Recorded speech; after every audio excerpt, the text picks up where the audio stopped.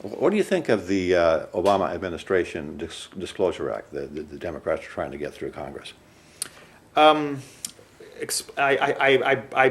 briefly familiar with it. It's a legislative fix to the Supreme Court decision on the Hillary Clinton case, where I'm trying to remember the name of it. The case where they said that the film that was made that showed Hillary Clinton in an unpleasant light could not be shown during the campaign season, and the Supreme Court ruled against it and said it's a very, it's a Free speech? Yeah, well, no, it's a violation of free speech, and particularly it's a violation of the free speech during an election period. It's absolutely, Citizens United was the name of the case.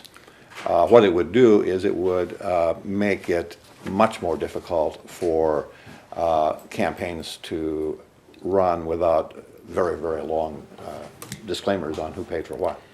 Yeah, again, I think we have too many regulations. I think it's too complicated. It's too expensive. I think talking about the tweets and the Facebook designations, I think he uses that stuff more than me. He might have more of. Yeah, I mean, I think trying to regulate Facebook and tweets is absolutely ridiculous. With 140 characters, I believe it is, in a tweet, where would you have room for a message if you had to put in a disclaimer? Well, absolutely. And aside from that, even if they made it 200 characters or 300 characters, we shouldn't have to.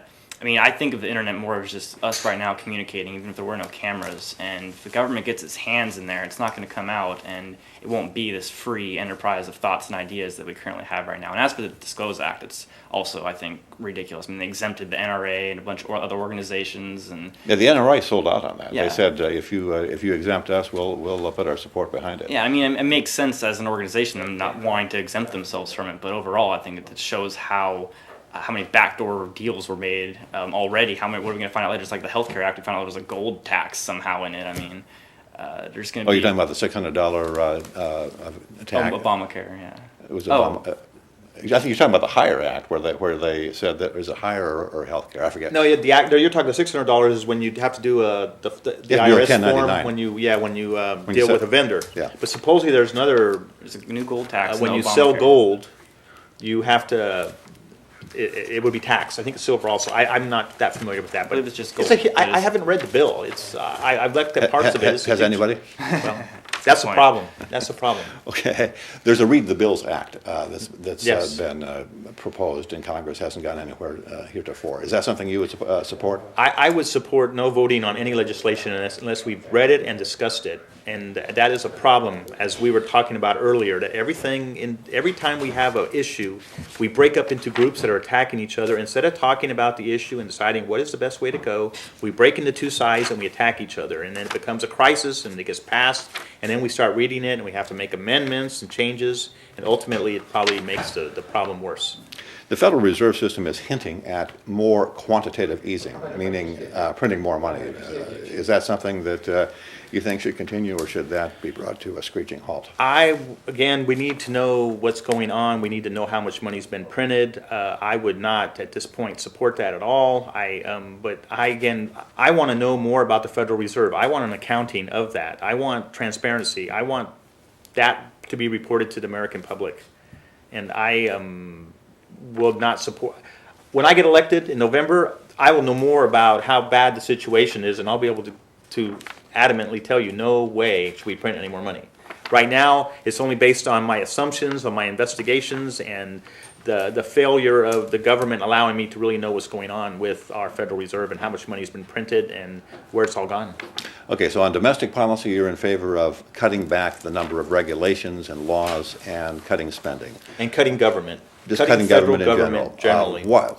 Cutting it back to what level? Would you want to cut it back to the level of spending, say, as a percentage of gross domestic product that it was? 17% of the gross domestic product would be a good place to be. I believe we're going over 25% right now, the cost of the federal government, and it doesn't include the new health care plan. And I base that on some economic reports that I've read, and it seems like a good point. And we were at that point before the first time the second Bush was elected. So that would go back about 12 years ago. We were So cut back, spending back to the level that it was at the end of the Clinton administration. Yes, Start. with the exception though that the budget it has to be a budget. It has to be like you live at home. You figure out how much money you're going to have next year to spend, and that's where you start. You don't figure out everything you want to buy and then figure out how to borrow the money to cover for that. We need to do real budgeting. So we figure out how much money the federal government has, and that is our budget. There could be exceptions if you want to build some like infrastructure things and you want to sell bonds and have those bonds paid back. That is different. But you cannot continue to borrow every year to live and to pay the money that you borrowed from the year before. It just doesn't work. It's going to be an awful meltdown. Do you have a feeling on the concept of negative rights versus positive rights? Negative rights being what the government cannot do to you, positive rights being things that the government supposedly should do for you at somebody else's expense. Yes, yes. I do. I think the Constitution is the source document that tells us what the federal government should do. And should not do. And should not do. Unless it's in the Constitution, they should not be doing it. Unless it's specifically designated to them as a responsibility, it's not within their right to do. It would become a state's right or a community right or a personal right. There's nothing in the Constitution about funding the arts.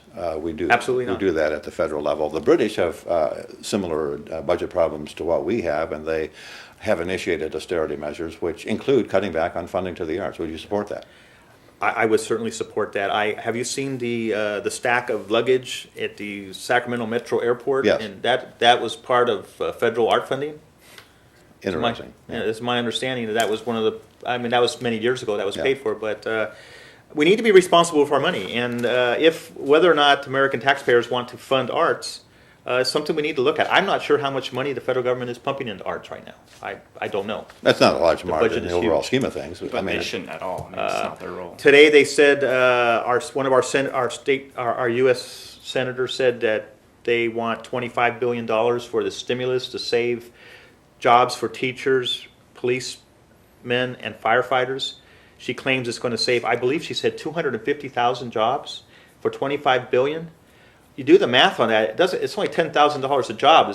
It doesn't, I may have heard it wrong, but that's what I believe I heard today. It doesn't make sense that we're going to save 250,000 In other words, jobs. $10,000 a job is not enough to save the job? No. Yeah, okay. And that's the new stimulus package they want to call the Congress back to vote on next week. There's two bills they want to vote on. Is that the Washington Monument syndrome in action? Whenever whenever the populace gets exercised about cutting spending, the politicians say, okay, we'll cut spending, and we'll cut spending in the places that it hurts. We'll cut spending on police and fire and roads. That's what we did when I worked for the state. Whenever we had to make cuts, it seemed like the political direction was to cut whatever hurts the people the most. And that's what we saw. Can you that give over. insiders examples of that? One of the examples is we cut visiting. I worked in the prison system. We cut visiting to the prisoners. Now, I know the prisoners are bad people and they went to prison. But when you cut the visiting to them, you impact a lot of citizens who pay taxes. And, California, a lot of people have family in prison. And when you restrict their ability to visit their family, you also impact the rehabilitation, what little we have left. But that's an example. We cut teachers. We cut teachers in the prison system because... And we cut pretty much all education programs. And I'm not, believe me, most of the prisoners who are in prison got what they deserved. But all the cuts are made at the bottom, the most visible. No, we didn't get rid of any managers. Managers continued to grow. We hired more managers. When we started a new department, there was a point when we still have too many prisoners in our prison system. We decided to start moving them to other states. For more than a half a year before we moved the first one, we already had a department to run that new. We already had a group of managers to run that new department. They didn't have any responsibilities. Then we moved all the prisoners to other states, 4,000 or 6,000. I'm not sure the number, but we never got rid of the managers that used to be over those 4,000 or 6,000 prisoners. So now we have, it just grows. Nobody ever pulls it back. I got off the message. There are more examples. I believe the cuts right now that the state of California is doing are intentionally done to make it most visible to the voters, so you can admit that you need to pay more taxes. Otherwise, you're going to hurt because we're going to cut medical care, we're going to cut schools, in my area where I live, they cut busing. Pretty much all the busing is gone for the schools. You drive your kid. Mm-hmm. So that hurts. That hurts the people who can afford it the least. In the past, the excuse for government to have large pensions was we pay our government employees less than they could make in the private sector, therefore we're going to make it up to them at the tail end with a larger pension. Now statistics would indicate that federal and state employees make more than their contemporaries in the private market. But their pensions are still out of control. What would you do to go about cutting back on A, the amount that federal employees are paid, which is more than their private counterparts, and B, get pension costs under control? Well, I know that the state of California pensions, part of the problem with the pensions was that the state was never putting into money that they were supposed to match. So they were allowed to owe that money. So now, recent estimates from Stanford, I believe, said that the state may owe over $400 billion to the PERS fund, which is an astronomical figure. The federal salaries, you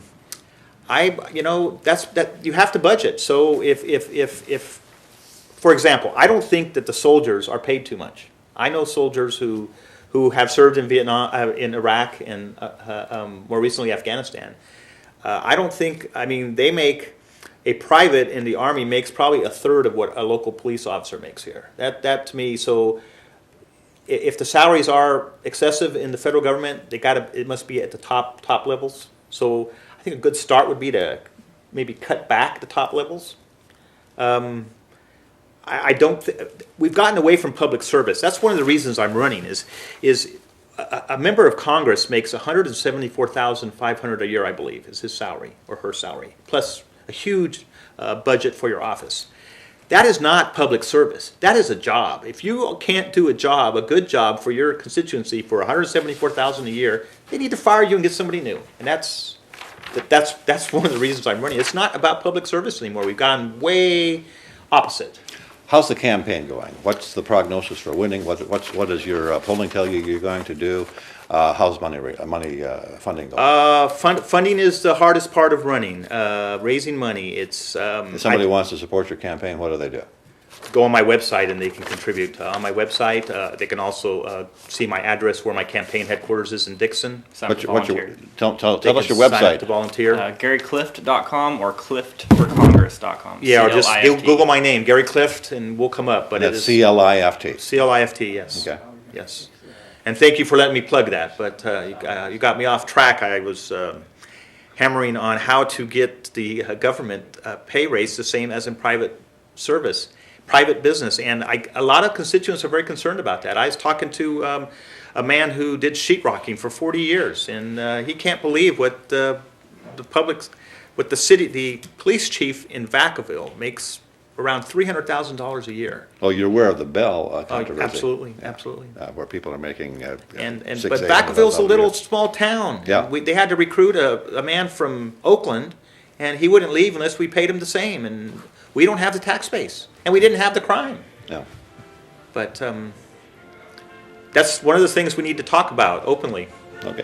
Well, thank you very much for being a part of the show. By the way, if you want to watch this or have your friends watch it on the internet, it's at www.accesssacramento.org. It's on 8 p.m. on Thursdays, noon on Fridays is the replay, and the second replay for those of you on the other side of the world is 4 a.m. Saturday Pacific time.